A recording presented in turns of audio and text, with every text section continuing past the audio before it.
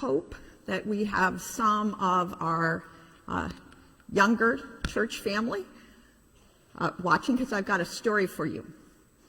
I know that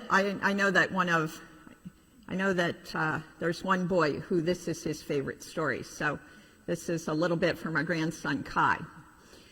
This book, The Little Engine That Could, most often I think we have used this over time, and I looked at the beginning, it was written in 1930.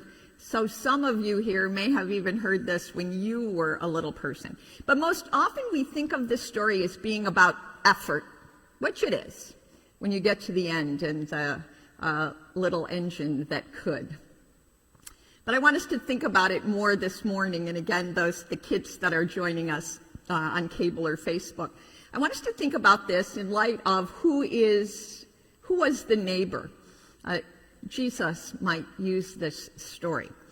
And in the spirit of my own dad, who passed away 2 years ago this month, I do some ad-libbing as we go. My own kids always said my dad never really read the book, but he told a good story. So here we go. Chug, chug, chug, puff, puff, puff, ding, dong, the little train rumbled over the tracks. She was a happy little train.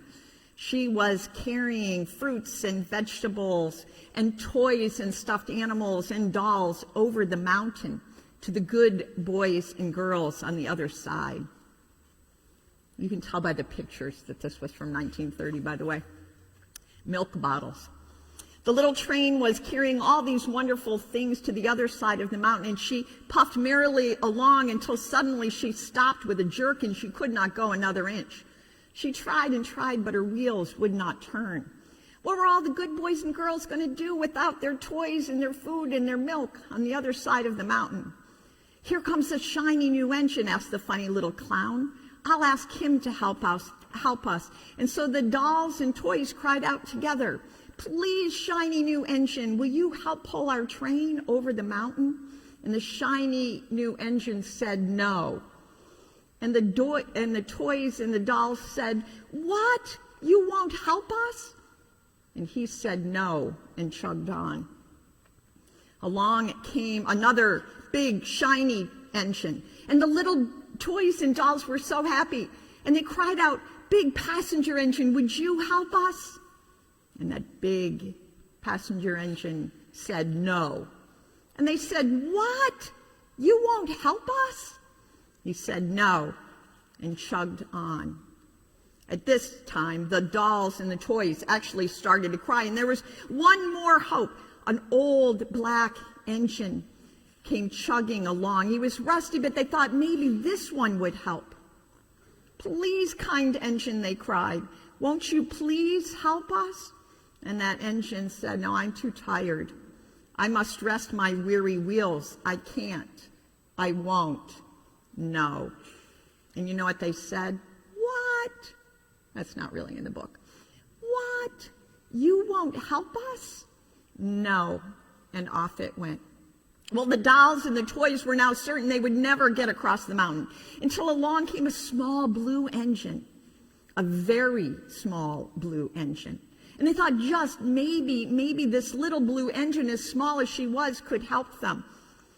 And the engine stopped and said, what's the matter, my friends? Oh, little blue engine, will you pull us over the mountain? Our engine is broken down, and the good boys and girls on the other side won't have any toys to play with or good food to eat. Would you please help us? Well, the little blue engine said, I'm not very big. They use me only for switching trains in the yard, and I've never been over the mountain. But maybe I could help. Maybe I am big enough. Maybe I can do it.